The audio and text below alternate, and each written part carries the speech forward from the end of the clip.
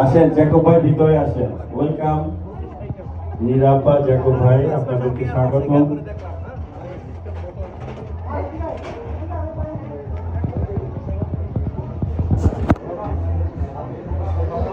ভাই ভাই আমি কি আইজো তো পিছনে?